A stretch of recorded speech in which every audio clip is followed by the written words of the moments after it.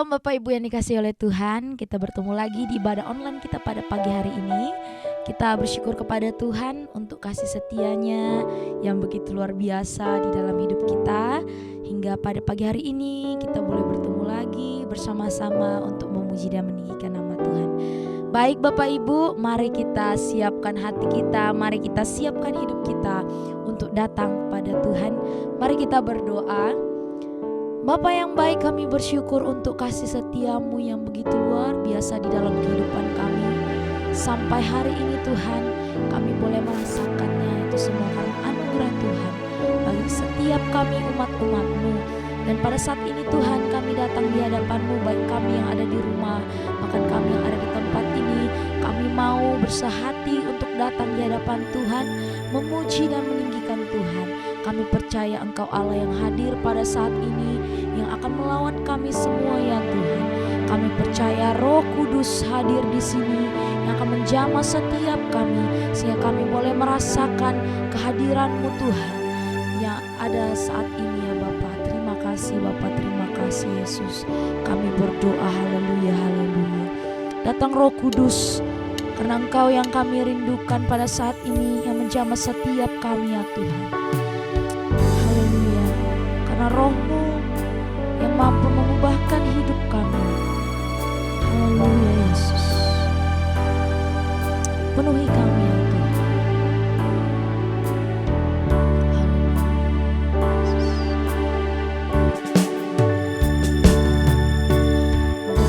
Datang Roh Kudus, Kau kurindu. Dengan minyak yang baru urapiku, mengalir penuhiku, mengalir pulihkanku. Kuasa-Mu bebaskan hidupku.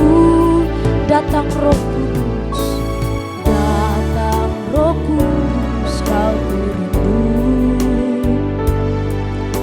Dengan minyak yang baru urapiku, mengalir penuhiku, mengalir penuhiku, mengalir pulihkanku. Kuasa-Mu mengubah hidupku. Satu yang kurindu, bersekutu dengan-Mu, bawaku lebih lagi tinggal di dalam-Mu, nikmati hadirat-Mu, jamahlah seluruh hidupku. Urapan-Mu mengubah hidupku. Mari sekali lagi Bapak Ibu, kita angkat lagu pujian ini. Datang Roh Kudus, datang Roh Kudus, Kau kurindu. Dengan minyak yang baru urapiku, mengalir penuhiku, mengalir pulihkanku. Kuasa-Mu bebaskan hidupku. Satu yang kurindu, bersekutu dengan-Mu, bawaku lebih lagi tinggal di dalam-Mu, nikmati hadirat-Mu, jamahlah seluruh hidupku. Urapan-Mu mengubah hidup. Satu yang kurindu, satu yang kurindu, bersekutu dengan-Mu, bawaku lebih lagi tinggal di dalam-Mu, nikmati hadirat-Mu, bawalah seluruh hidupku. Urapan-Mu mengubah hidup. Satu yang kurindu, satu yang kurindu, bersekutu dengan-Mu, bawaku lebih tinggal di dalam, nikmati hadirat-Mu, jamahlah seluruh hidupku. urapanmu mengubah hidup, urapanmu mengubah hidup, urapanmu ya Tuhan mengubah hidupku. Haleluya, haleluya. Urapi kami ya Tuhan, jamalah setiap kami. Ini kerinduan kami, Kau memenuhi hidup kami, hati kami ya Tuhan. Haleluya. Saat ini kami datang di hadapan-Mu ya Bapa. Haleluya. Mengangkat setiap pujian kami, mengangkat setiap sembah kami. Haleluya. Yesus, Yesus. Haleluya. Ini kerinduan kami. Kami mau bersekutu lebih lagi kepadamu ya Tuhan, bersama dengan Engkau. Haleluya, haleluya. Yesus, haleluya. Glory, haleluya, haleluya. Yesus, glory, haleluya, haleluya. Yesus, katakan Bapak Ibu, satu yang rindu bersekutu denganmu, mau aku lebih lagi tinggal di dalammu, nikmati hadiratmu, jamalah seluruh hidupku, urapanmu mengubah hidup. Satu yang ku rindu bersekutu denganmu, mau aku lebih lagi tinggal di dalammu, nikmati hadiratmu, jamalah seluruh hidupku, urapanmu mengubah hidup, urapanmu ya Tuhan, urapanmu mengubah hidup, urapanmu mengubah hidupku. Haleluya, haleluya Tuhan. Urapanmu yang mampu mengubahkan kehidupan kami, agar kami boleh semakin setia datang pada Tuhan, agar kami boleh semakin setia untuk mengandalkan Tuhan di dalam kehidupan kami. Saat ini ya Tuhan, kami akan lebih lagi mau memuji dan bersorak bagi Engkau. Kami percaya Engkau Allah yang telah mengurapi setiap kami, dan pada saat ini kami akan menaikkan suara kami di hadapan-Mu. Biarlah kiranya Engkau Allah yang senantiasa dipermuliakan. Terima kasih Tuhan, terima kasih Bapa. Kami berdoa dan mengucap syukur. Haleluya, amin. Sekali lagi saya menyapa kita semua, shalom. Haleluya. Mari kita lebih bersukacita lagi Bapak Ibu. Mari kita bangkit berdiri, kita mau bersorak bagi Tuhan. Karena Tuhan yang menyatukan kita sehingga kita mampu bersehati untuk mengangkat pujian kita di hadapan Tuhan. Haleluya. Haleluya. Roh tercurah dari surga, bumi bersukacita, bangsa-bangsa bersorak, gereja Tuhan dibangkitkan dan dinyanyikan. Amin. Satukanlah roh kami ya Tuhan, bergandeng tangan kami semuanya dalam hadirat-Mu, dalam hadirat-Mu kami menyembah-Mu. Curahkanlah roh-Mu atas kami. Sekali lagi, satukanlah Curahkanlah roh kami ya Tuhan, bergandeng tangan kami semuanya dalam hadirat-Mu kami menyembah-Mu. Curahkanlah roh-Mu atas kami, roh tercurah dari surga, tercurah dari surga, bumi bersukacita, roh tercurah dari surga, bangsa-bangsa bersorak, roh tercurah dari surga, gereja Tuhan dibangkitkan, roh tercurah dari surga, gereja Tuhan dimenangkan. Semua bangsa-bangsa kan mengaku bahwa Yesus Tuhan. Amin. Haleluya. Satukanlah roh kami ya Tuhan, satukanlah roh kami ya Tuhan, bergandeng tangan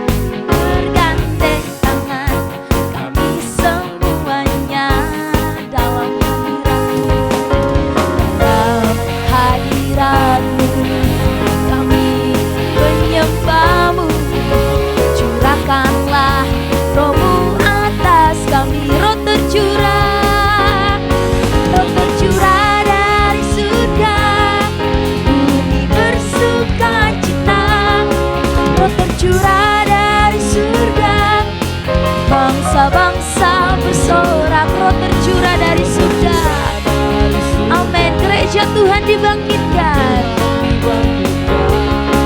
roh tercurah dari surga, gereja Tuhan dimenangkan. Semua bangsa-bangsa, amin, kan mengaku bahwa Yesus Tuhan. Roh tercurah dari surga, bumi bersukacita, roh tercurah dari surga, amin, bangsa-bangsa bersorak, roh tercurah dari surga, gereja Tuhan dibangkitkan, roh tercurah dari surga, gereja Tuhan dimenangkan. Semua bangsa-bangsa kan mengaku bahwa Yesus Tuhan. Semua bangsa-bangsa kan mengaku bahwa Yesus Tuhan. Semua bangsa-bangsa kan mengaku bahwa Yesus Tuhan. Amin. Berkemuliaan bagi nama Tuhan. Kita masih mau bersorak-sorak lagi bagi nama Tuhan. Kita percaya ada gerakan Roh Allah di sini Bapak Ibu. Mari kita bersorak bagi nama Tuhan. Haleluya. Hosana, hosana. Amin. Roh Kudus bekerja buat kita semua di saat ini. Amin. Haleluya. Ada gerakan Roh Allah di sini, amin. Ada gerakan Roh Allah. Ada gerakan Roh Allah di sini, di timur, di barat, utara, dan selatan. Ada gerakan Roh Allah. Ada gerakan Roh Allah. Ada gerakan Roh Allah di sini, amin. Sekali lagi, ada gerakan Roh Allah, ada gerakan Roh Allah. Di mana? Amin. Di sini ada gerakan Roh Allah.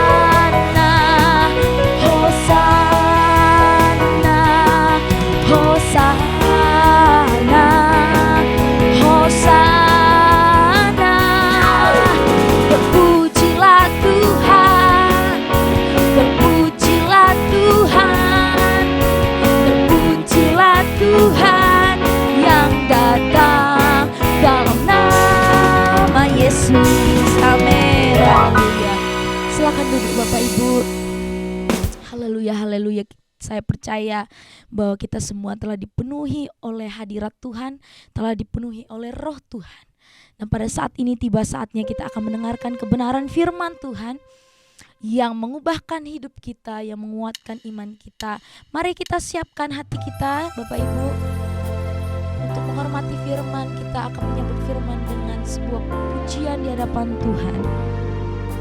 Haleluya.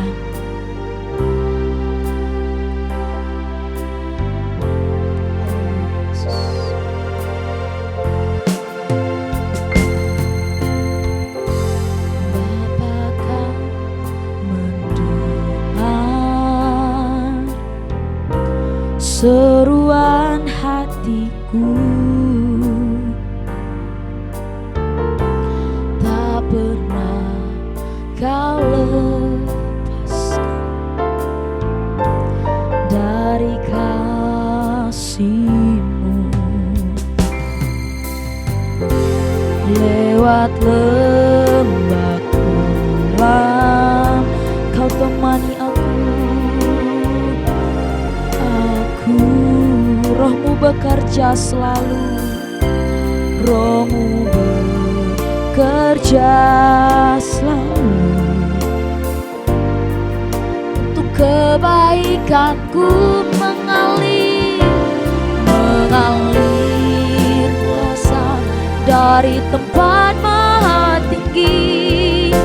Bapa kekal mulia, Kau hadir di sini, memulihkan hati, menyembuhkan yang terluka.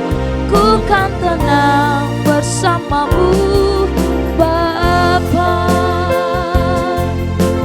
Amin. Lewat lembah kelam, lewat lembah kelam, Kau temani aku. Roh-Mu bekerja selalu, Roh-Mu bekerja selalu untuk kebaikanku, mengalir kuasa dari tempat maha tinggi. Bapa kekal mulia, Kau hadir di sini, memulihkan hati, menyembuhkan yang terluka. Ku kan tenang bersama-Mu Bapa. Kuasa dari tempat maha tinggi.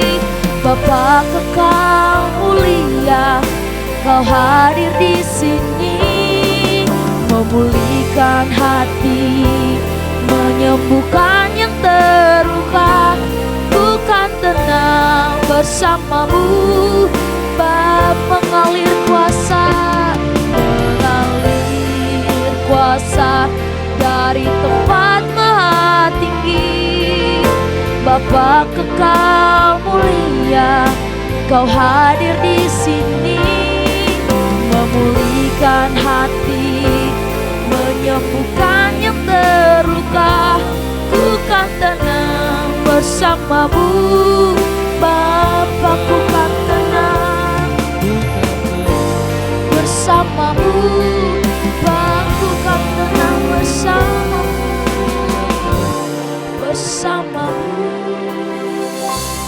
Bapa.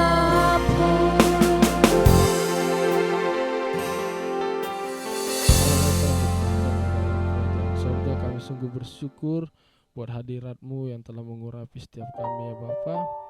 Dan sebentar lagi ya Tuhan, kami mau mendengarkan sebagian daripada firman-Mu. Kami berdoa untuk hamba-Mu yang akan menyampaikan firman Tuhan. Biarlah Tuhan mengurapi, biarlah setiap perkataan yang keluar dari mulut hamba-Mu itu berasal daripada-Mu ya Tuhan. Kami juga berdoa buat jemaat Tuhan yang akan mendengarkan. Kau Tuhan yang mengurapi hati mereka sehingga Tuhan Yesus boleh ditaburi dengan baik, sehingga firman yang ditaburkan Tuhan boleh berakar, bertumbuh dan berbuah di hati jemaat-Mu ya Tuhan. Terima kasih Tuhan, kami serahkan pemberitaan firman ini hanya ke dalam tangan-Mu. Di Di dalam namamu Tuhan Yesus kami berdoa dan mengucap syukur. Haleluya. Amin. Shalom Bapak Ibu, Saudara sekalian, selamat hari Minggu. Kita akan kembali mendengarkan renungan firman Tuhan. Pada hari ini, tema firman Tuhan yang akan kita dengarkan adalah Pentakosta diberdayakan oleh Roh Kudus. Saya yakin di hampir semua gereja, tema-tema yang dibahas pada minggu-minggu ini adalah berkaitan dengan Roh Kudus. Nah, ketika berbicara mengenai diberdayakan oleh Roh Kudus atau diberi kuasa, diberi kemampuan oleh Roh Kudus, istilah ini sebenarnya juga nampak di dalam Perjanjian Lama. Di dalam Perjanjian Lama nyata sekali karya Roh Kudus. Di dalam Perjanjian Lama, Roh Kudus memberikan urapan kuasa kepada beberapa tokoh yang ada dalam Perjanjian Lama dengan tujuan untuk satu tugas tertentu. Dan dengan singkat saya akan memberikan beberapa catatan mengenai tokoh-tokoh dalam Perjanjian Lama yang diberdayakan oleh Roh Kudus. Yang pertama adalah Bezalel dan Aholiab, yang dicatat dalam Keluaran pasal 31 ayat 1 sampai 8. Mereka diberikan keahlian, pengetahuan, pengertian, dan berbagai pekerjaan. Dan Bezalel dan Aholiab inilah yang diberikan kemampuan untuk melakukan pekerjaan yang berkaitan dengan perabot-perabot yang ada di dalam tabernakel. Nah, Bapak Ibu Saudara sekalian, kalau Bezalel dan Aholiab ini diberdayakan oleh Roh Kudus sehingga mereka mampu melakukan pekerjaan-pekerjaan yang sebenarnya berkaitan dengan pekerjaan pertukangan, atau mungkin kalau ditarik di zaman kita mereka adalah orang-orang yang mungkin terlibat di dalam dunia arsitek. Nah, di dalam kemudian kita melihat dalam Keluaran pasal 31 ayat 1 sampai 18 dikatakan bahwa Bezalel bin Uri bin Hur dari suku Yehuda ditunjuk oleh Tuhan. Tuhan mengatakan, dan telah kupenuhi dia dengan roh Allah, dengan keahlian, pengertian, dan pengetahuan dalam segala macam pekerjaan untuk membuat berbagai rancangan supaya dikerjakan dari emas, perak, dan tembaga, dan untuk mengasah batu permata supaya ditata, dan untuk mengukir kayu untuk bekerja dalam segala macam pekerjaan. Dan dikatakan bahwa Aholiab juga dipilih untuk mendampingi Bezalel dalam mengerjakan tugas-tugasnya. Kemudian selanjutnya Bapak Ibu Saudara sekalian, Roh Kudus ini memberdayakan tokoh-tokoh dalam Alkitab dengan memberikan keterampilan. Yang berikut adalah Serubabel. Dalam Ezra pasal 5 ayat 2 dikatakan bahwa pada waktu itu mulailah Serubabel bin Sealtiel bin Yesua bin Yosadak membangun rumah Allah yang ada di Yerusalem. Mereka didampingi dan dibantu oleh nabi-nabi Allah. Jadi Serubabel diberikan kemampuan untuk membangun kembali bait suci. Kuasa Roh Kudus, kehadiran kuasa Roh Allah dalam hidup Serubabel memampukan dia untuk membangun kembali bait suci. Dan di dalam Sakaria 4 ayat 6, dan berbicaralah ia, katanya ini Serubabel, beginilah firman Tuhan kepada Serubabel bunyinya, bukan dengan keperkasaan dan bukan dengan kekuatan, melainkan dengan rohku, demikianlah firman Tuhan semesta alam. Kemudian yang ketiga adalah Yusuf. Yusuf diberikan karunia administrasi. Karunia Roh Kudus atas Yusuf memampukan dia untuk menjadi seorang administrator, di mana kita tahu kisah bahwa Yusuf ada di Mesir, diberikan kemampuan sebagai administrator di dalam hal mengelola hasil panen untuk mempersiapkan masa kelaparan selama 7 tahun. Dan karena keterampilannya Yusuf, karena urapan Roh Allah yang ada di atas Yusuf, kemudian akhirnya orang-orang bangsa Mesir, bahkan sampai keluarga Yusuf bisa terpelihara pada masa-masa kelaparan. Kemudian dalam Alkitab juga kita melihat bagaimana Roh Kudus memberdayakan tua-tua Israel di dalam Bilangan pasal 11 ayat 14 sampai 25. Tua-tua di sini adalah yang dipilih oleh Allah untuk menolong Musa di dalam melaksanakan tugasnya. Dan dalam Bilangan pasal 11 ayat 14 sampai 15 di situ kita melihat bahwa dikatakan bahwa sebagian dari roh yang hinggap pada Musa diambil dan ditaruhnya di atas tua-tua itu.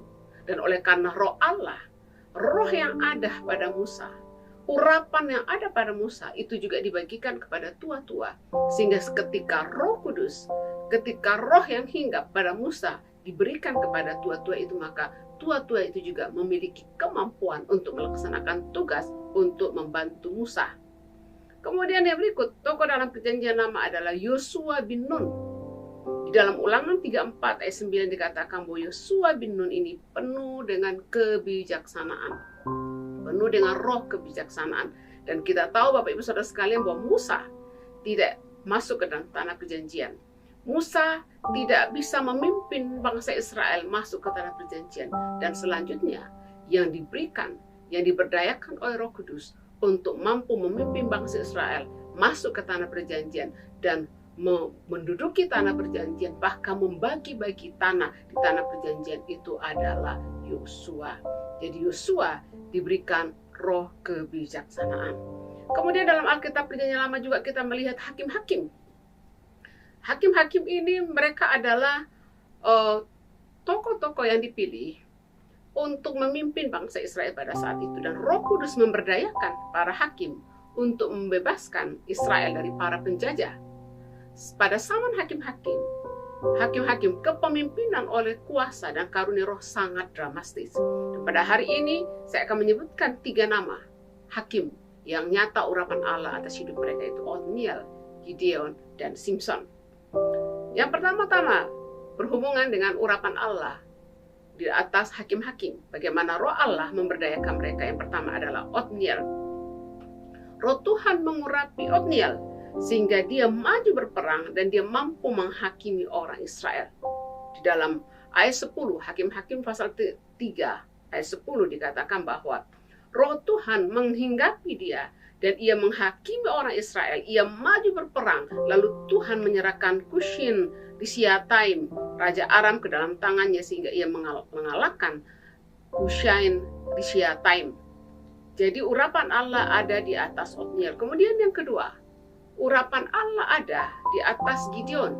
Dan Gideon diberdayakan, diberi kemampuan untuk memimpin bangsa Israel sebagai hakim.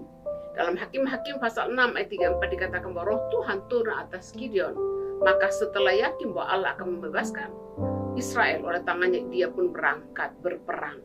Jadi Gideon diurapi oleh Tuhan. Gideon bisa mampu menjadi hakim, membebaskan bangsa Israel dari penjajahan, mengalahkan musuh-musuh Israel oleh karena roh Allah turun ke atasnya, memberdayakannya. Kemudian yang berikut, yang ketiga dari hakim itu adalah Simpson. Simpson dipenuhi oleh kekuatan yang luar biasa ketika roh menghinggapi dia, sehingga dia dapat melakukan hal-hal yang hebat. Dan kita tahu apa yang terjadi dengan Simpson. Dikatakan di dalam ketika berbicara mengenai Simpson ada beberapa ayat dimulai dengan kata ini, maka berkuasalah roh Tuhan di atas Simpson. Kemudian apa yang terjadi? Ada hal-hal yang ajaib terjadi ketika roh Tuhan berkuasa di atas Simpson. Bagaimana Bapak Ibu dengan tangannya dia mencabik-cabik singa, kemudian hanya dengan tangan kosong kemudian dia mengalahkan banyak orang Filistin. Ya. Kemudian Roh Kudus juga memberdayakan, mengurapi nabi-nabi yang ada di dalam perjanjian lama. Dan kita bisa lihat itu Nabi Elia. Bagaimana Elia melakukan hal-hal yang luar biasa. Elia adalah salah satu nabi yang besar di dalam sejarah orang Israel. Dia banyak mendampingi raja-raja Israel. Dan hal yang paling spektakuler yang dilakukan oleh Nabi Elia adalah ketika berada di Gunung Karmel, di mana dia sendirian melawan Raja Ahab dan nabi-nabi Baal dan nabi-nabi yang lain yang disembah oleh Baal, disembah oleh Raja Ahab dan bangsa Israel pada saat itu. Kemudian yang berikut adalah Nabi Samuel. Ya, kita tahu bahwa Samuel itu dia adalah seorang imam, hakim, dan dia juga adalah seorang nabi. Urapan Allah di atas Samuel luar biasa. Ya, itu sebabnya hanya satu tokoh dalam Alkitab yang dia mempunyai 3 jabatan yang luar biasa. Dia adalah imam, hakim, dan nabi, yaitu Samuel. Samuel, dialah yang mengurapi Raja Israel. Dia mengurapi raja yang pertama, yaitu Saul. Kemudian dia juga yang mengurapi Daud menjadi raja Israel, ya. Jadi Nabi Elia, Nabi Samuel, kemudian Nabi Elisa juga adalah nabi yang diurapi. Bapak Ibu, kita tahu bahwa setelah Elia terangkat ke surga, maka yang menggantikan nabi berikutnya adalah Nabi Elisa. Dan Elisa melakukan hal-hal yang luar biasa, bahkan jauh lebih luar biasa daripada apa yang dilakukan oleh Nabi Elia. Baik Elisa, Samuel maupun Elia, mereka sanggup melakukan hal-hal yang luar biasa oleh karena Roh Kudus memberdayakan mereka. Kemudian dalam Perjanjian Lama kita juga melihat mengenai raja-raja. Ada 3 raja yang menonjol dalam kerajaan Israel, yaitu Raja Saul, Daud, dan Salomo. Saul diurapi oleh Tuhan. Dikatakan dalam 1 Samuel 11 ayat 6. Roh Tuhan turun dengan cara yang ajaib atas hidup Saul dan membangkitkan dia mengalahkan musuh-musuh Israel. Kemudian orang-orang bingung, kok bisa ada urapan Allah turun di atas Saul, dan kemudian dia juga mulai bisa bernubuat sama-sama dengan nabi-nabi yang lain. Daud juga diurapi. Dalam 1 Samuel 16 ayat 13, ketika Daud diurapi sebagai raja, berkuasalah Roh Tuhan di atas Daud.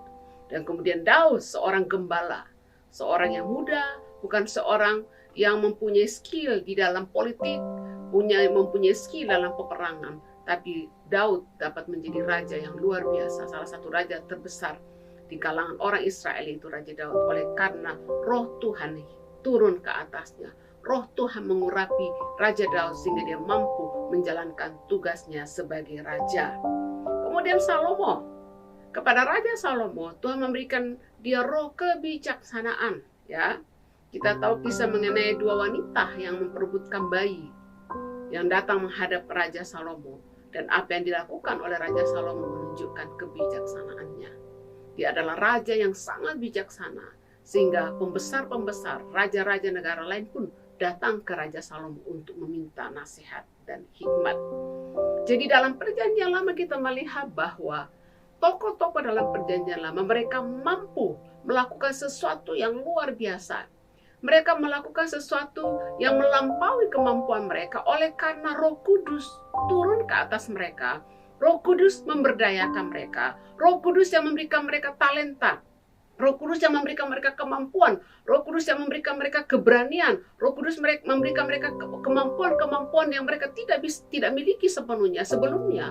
Roh Kudus yang memberikan, sehingga dengan urapan itu, oleh karena pemberdayaan dari Roh Kudus, maka tokoh-tokoh dalam Perjanjian Lama itu mampu melakukan tugas dan tanggung jawabnya yang Tuhan telah percayakan kepada mereka.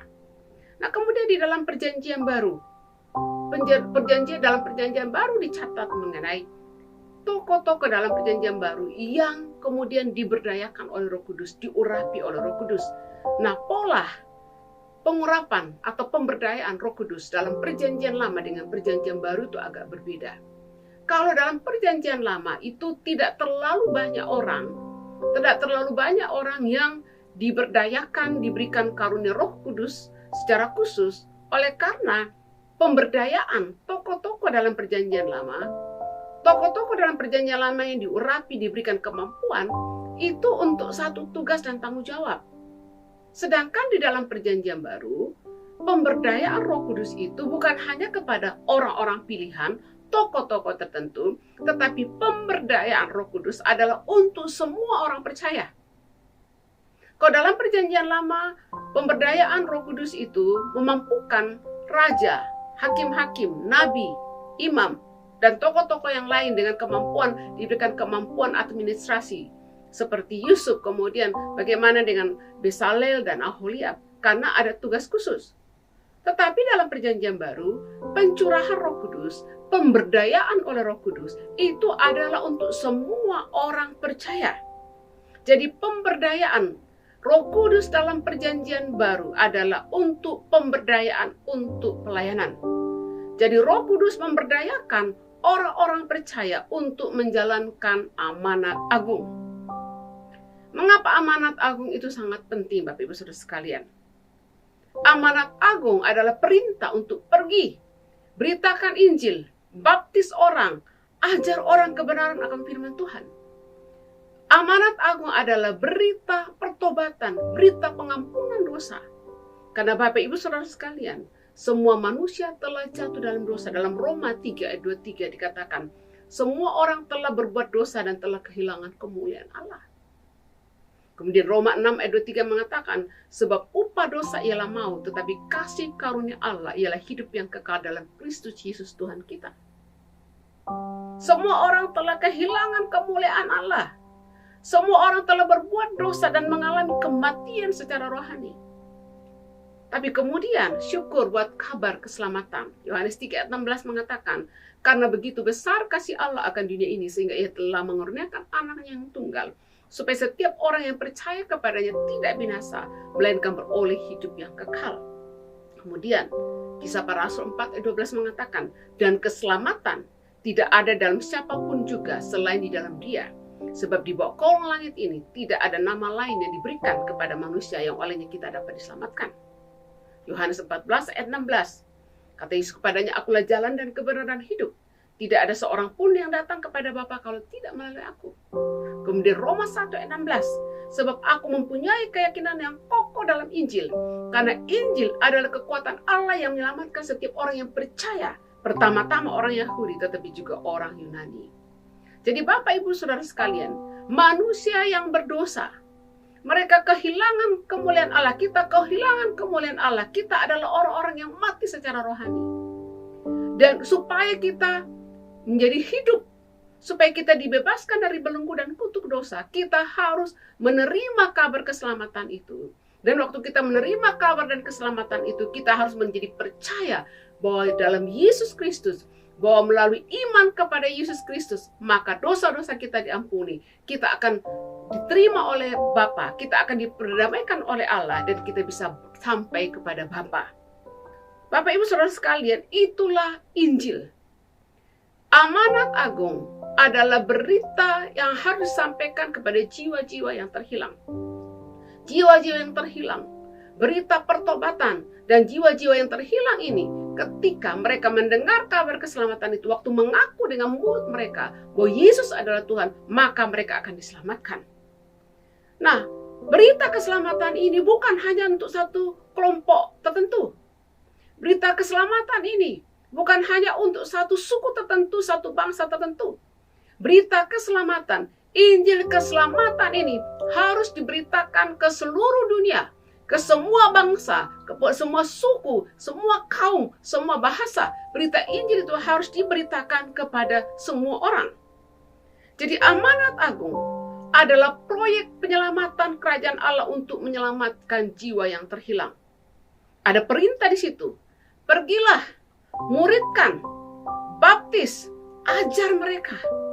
Itu dalam Matius pasal 28 ayat 18 sampai 20. Kemudian dalam Markus pasal 16 ayat 15 sampai 16, amanat agung dicatat oleh Markus adalah, pergilah, beritakanlah Injil dan baptislah orang yang menerima kabar Injil tersebut. Kemudian dalam Lukas 24 ayat 47 sampai 49, murid-murid dikatakan bahwa adalah saksi untuk sampaikan berita pertobatan dan pengampunan dosa kepada semua orang. Kemudian dalam Kisah Rasul pasal 1 ayat 8 dikatakan bahwa pencurahan Roh Kudus, pencurahan kuasa Allah, pencurahan urapan Allah kepada orang-orang percaya adalah supaya orang percaya itu memiliki kuasa untuk menjadi saksi untuk memberitakan Injil keselamatan. Bapak Ibu Saudara sekalian, penginjilan atau pemberitaan berita firman Tuhan dalam perjanjian lama dan perjanjian baru itu agak berbeda. Kalau dalam perjanjian lama, berita firman Tuhan itu harus disampaikan kepada bangsa-bangsa lain. Di dalam catatan perjanjian lama, orang-orang yang non-Yahudi, bangsa yang disebutkan sebagai bangsa-bangsa kafir, kalau mereka mau menjadi penyembah Allah Yehova, mereka mau menjadi orang yang percaya, maka mereka yang harus datang untuk menjadi bagian dari bangsa Israel. Dan orang non-Yahudi yang kemudian menjadi percaya kepada Allah Yehova dan memiliki iman seperti bangsa Israel, kemudian datang kepada Israel dan percaya kepada Allah Yehova disebutkan sebagai proselit.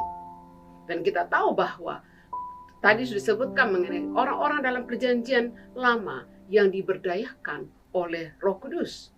Itu sebabnya di dalam perjanjian lama sebenarnya karya Allah itu sedang hanya fokus kepada bangsa Israel untuk membangun bangsa Israel, menjadikan mereka satu bangsa, seperti janji kepada Abraham bahwa mereka akan menjadi satu bangsa yang besar, bangsa diberkati, supaya mereka menjadi apa? Menjadi saluran berkat bagi bangsa-bangsa lain. Karya Roh Kudus dalam perjanjian lama masih berkisar sekitar Allah bekerja dalam umatnya orang Israel dan mengurapi tokoh-tokoh tertentu untuk melaksanakan tugas dan tanggung jawab untuk menggenapi rencana Allah di dalam hidup bangsa Israel. Nah, kemudian di dalam perjanjian baru, penginjilan atau pemberitaan Injil, pemberitaan firman Tuhan dalam perjanjian baru adalah gereja harus pergi ke dunia. Jadi kalau dalam perjanjian lama, orang non-Yahudi yang harus datang kepada Israel, kemudian mereka menjadi penganut agama Yahudi. Tetapi dalam perjanjian baru, amanat agung Yesus itu adalah bahwa gereja, orang percaya diperintahkan untuk pergi ke dunia untuk memberitakan Injil. Dan pencurahan Roh Kudus di dalam perjanjian baru itu bersifat universal, dicurahkan kepada semua orang percaya, karena yang harus dijangkau, orang-orang yang harus kepadanya kita memberitakan berita Injil itu adalah seluruh dunia, dan itu berarti sangat luas. Dan itu sebabnya maka pemberitaan Injil melibatkan semua orang percaya. Jadi Roh Kudus dalam perjanjian lama maupun perjanjian baru adalah untuk memberdayakan orang-orang percaya, orang-orang yang terpilih untuk melakukan tugas dan tanggung jawab. Di dalam perjanjian baru, Roh Kudus adalah diberikan untuk orang percaya, untuk pemberdayaan, untuk pelayanan. Allah berjanji akan memberikan kuasa untuk pelayanan. Roh Kudus diberikan untuk gereja Tuhan. Pencurahan Roh Kudus adalah untuk pemberdayaan, untuk pemberitaan Injil. Jadi pencurahan Roh Kudus dalam perjanjian baru adalah untuk memperlengkapi dan memberdayakan semua orang percaya untuk menjadi saksi. Saya akan mengutip beberapa kata yang dipakai ketika bicara mengenai bagaimana Roh Kudus dicurahkan di atas orang percaya. Kamu adalah saksi dari semuanya ini. Aku akan mengirim kepadamu apa yang dijanjikan Bapakku. Janji Bapa, Roh Kudus. Kemudian dalam Kisah Para Rasul 1 ayat 8, kamu akan menerima kuasa kalau Roh Kudus turun ke atasmu, dan kamu akan menjadi saksiku di Yerusalem, di seluruh Yudea, Samaria, dan sampai ke ujung bumi. Nah, di dalam perjanjian baru kita melihat bagaimana Roh Kudus dicurahkan untuk memberdayakan orang percaya di dalam pelayanan. Yang pertama-tama adalah murid-murid. Murid-murid bersama-sama dengan Yesus bertahun-tahun. Jadi Yesus waktu ada di muka bumi menghabiskan banyak waktu dengan murid-murid. Selain untuk mengajak mereka pelayanan, saya yakin bahwa kesempatan Yesus ada di muka bumi adalah untuk sedang memuridkan murid-muridnya. Murid-murid ada waktu dia melakukan mujizat. Murid-murid ada waktu dia menyampaikan firman Tuhan, berkhotbah. Murid-murid ada waktu kemudian dia menghadapi banyak penolakan, bahkan waktu dia ditangkap. Jadi Yesus waktu ada di muka bumi ini memuridkan murid-murid.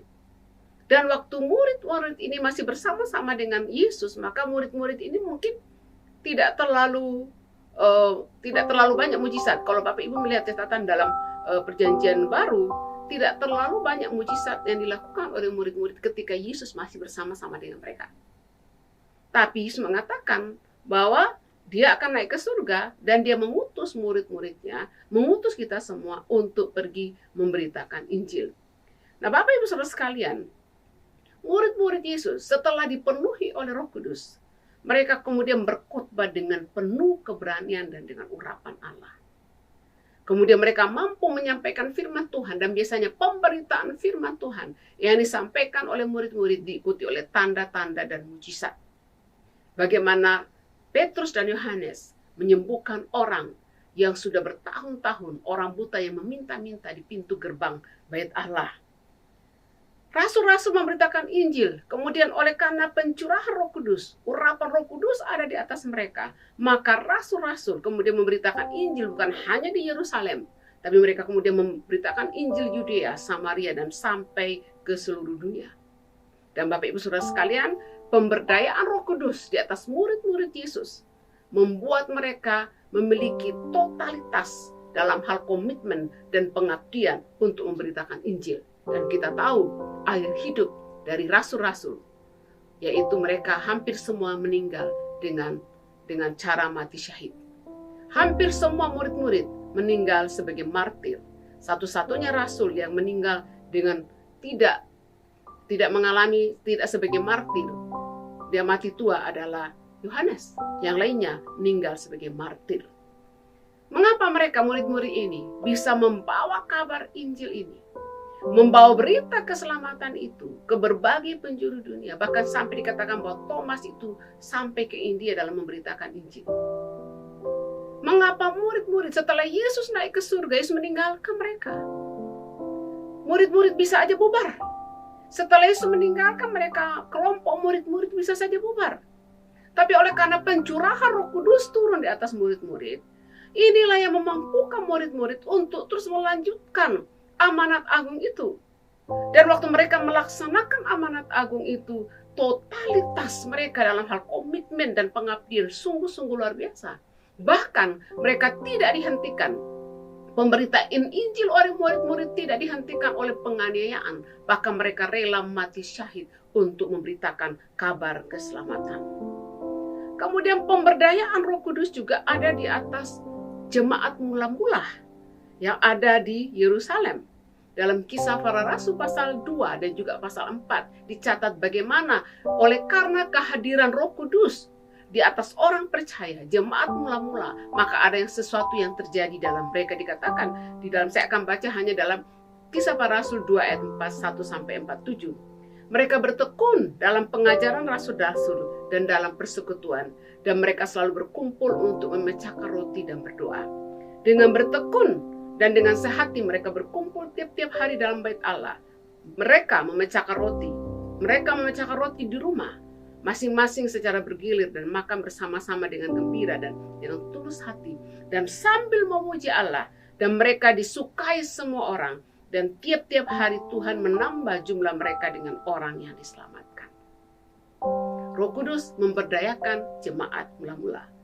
Kemudian tokoh yang lain yang diberdayakan oleh Roh Kudus di dalam Perjanjian Baru adalah Stefanus.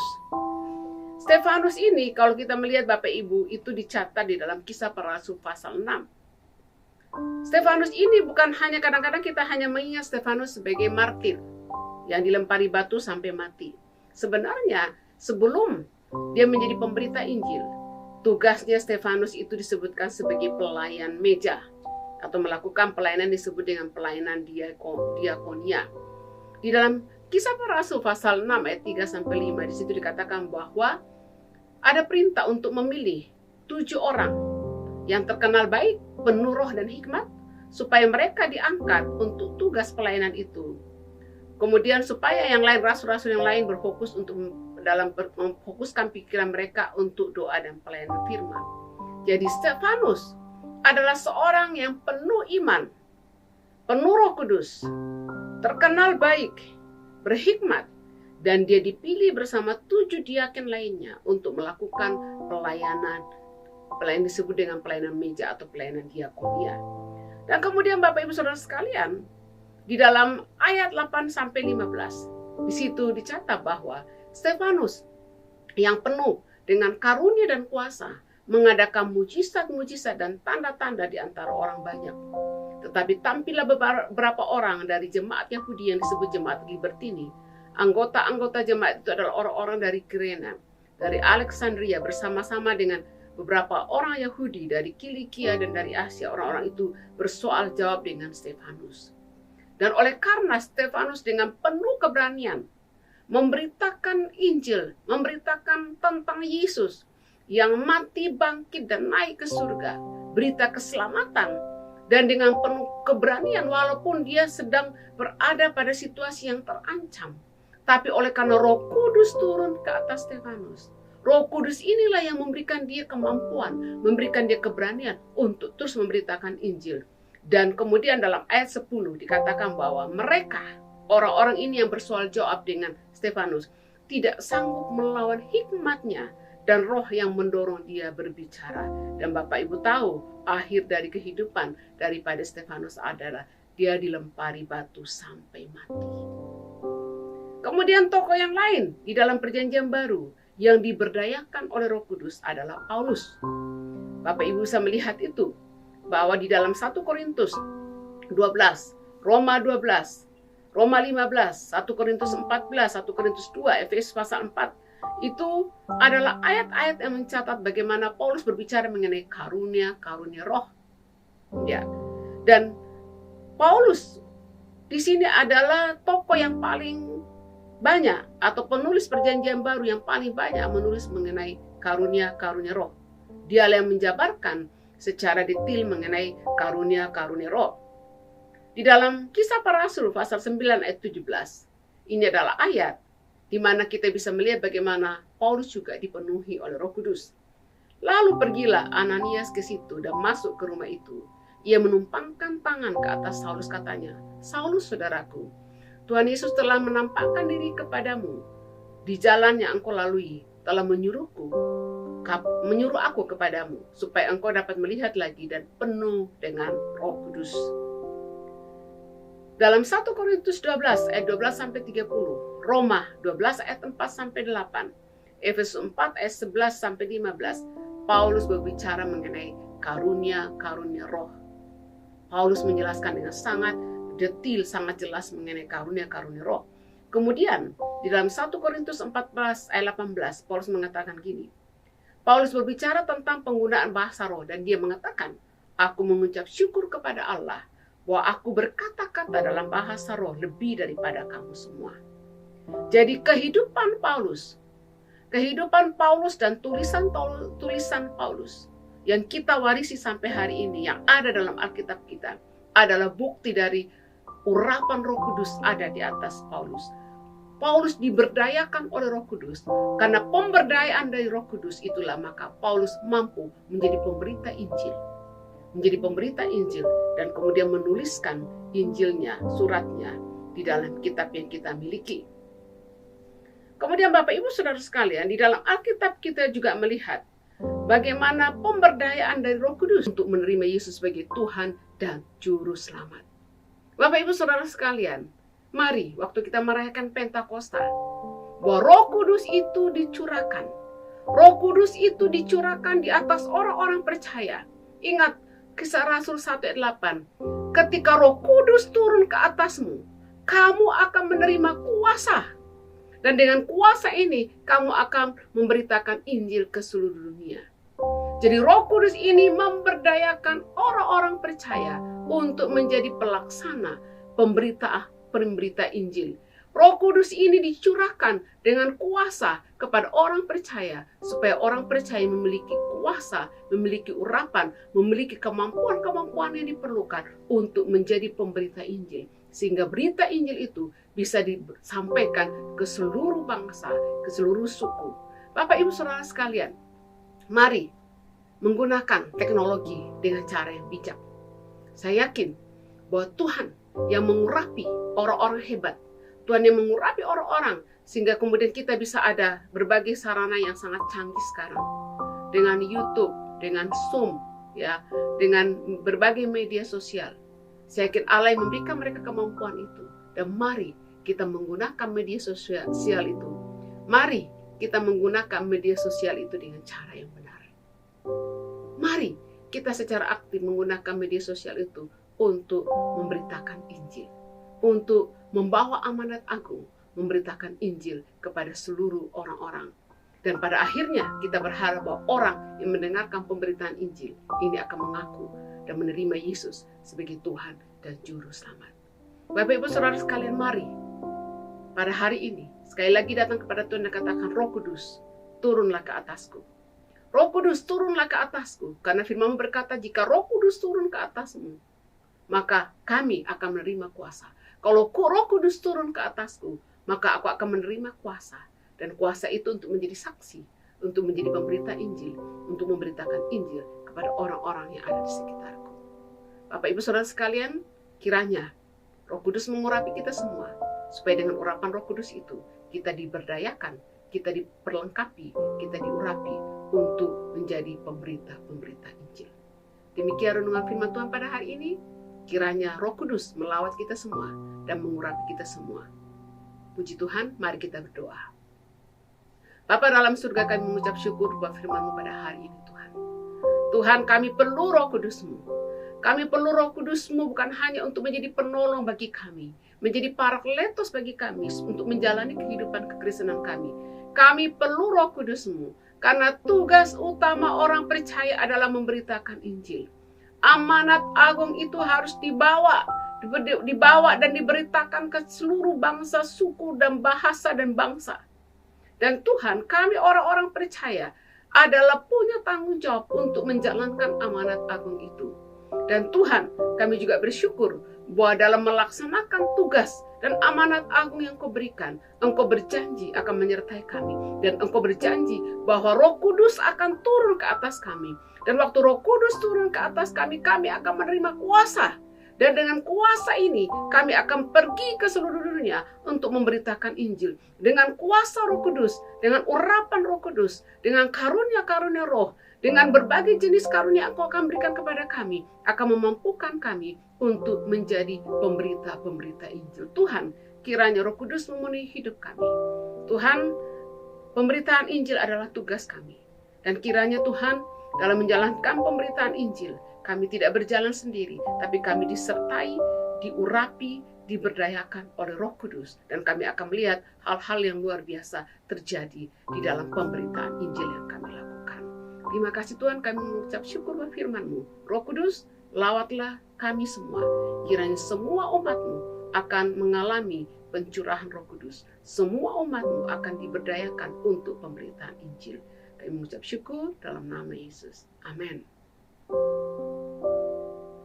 Bapak Ibu Saudara sekalian, puji Tuhan. Tuhan baik dalam kehidupan kita, dan kiranya kita terus datang kepada Tuhan, membuka hidup kita kepada Tuhan, dan berdoa kiranya Roh Kudus memenuhi kehidupan kita, supaya dengan kehadiran Roh Kudus dalam hidup kita, kita diurapi, kita diberdayakan untuk menjadi pemberita-pemberita Injil. Kita akan masuk di dalam doa syafaat. Mari kita berdoa untuk bangsa dan negara kita. Bapa dalam surga, pada saat ini kami menaikkan doa di hadapan-Mu. Kami pertama-tama berdoa untuk khususnya Kota Batam.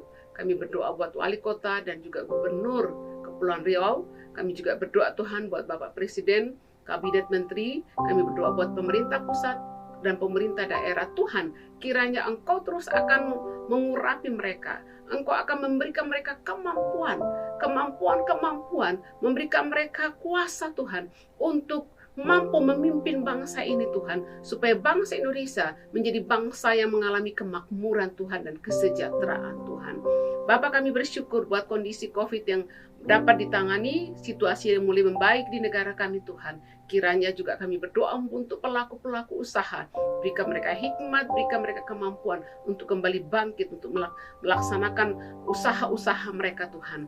Terima kasih Bapak. Saat ini kami juga berdoa untuk STT Injil Bakti Carakan, berdoa untuk dosen dan staf dan seluruh mahasiswa, kiranya urapan-Mu turun ke atas mereka Tuhan. Kami berdoa Tuhan, mencukupkan segala apa yang dibutuhkan oleh STT IBC dalam hal keuangan.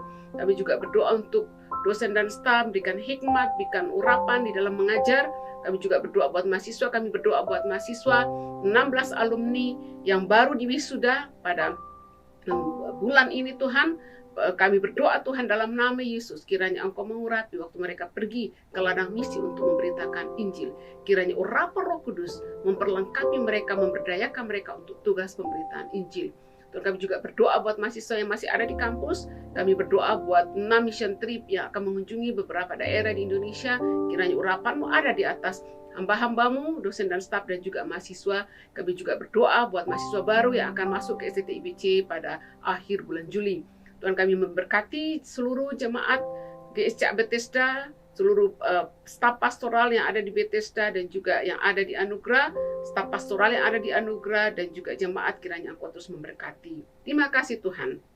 Hidup kami adalah milik-Mu, Kiranya Roh Kudus-Mu dicurahkan di atas seluruh umat-Mu Tuhan, sehingga dengan urapan Roh Kudus kami diberdayakan untuk menjadi pemberita-pemberita Injil. Terima kasih Tuhan, kami menaikkan doa ini dalam nama Yesus.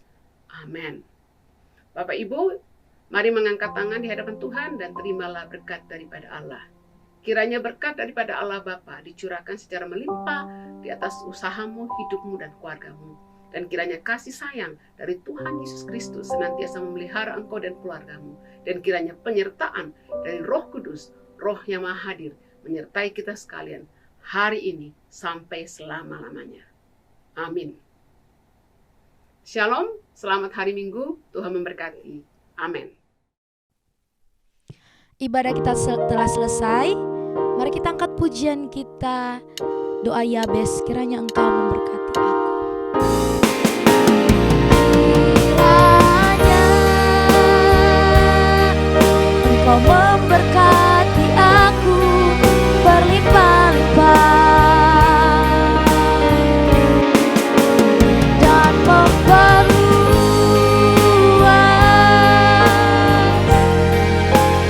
daerahku,